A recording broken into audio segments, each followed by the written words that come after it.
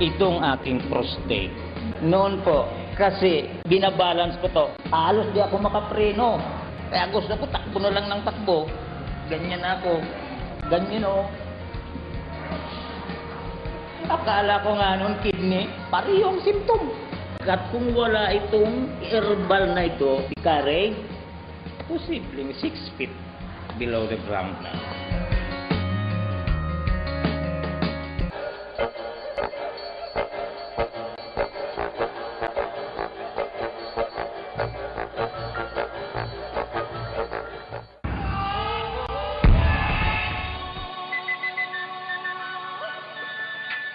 Everybody was kung fu fighting. Those kids were fast as lightning. Nakakita mo ba kayo tayo? Nag-aral din.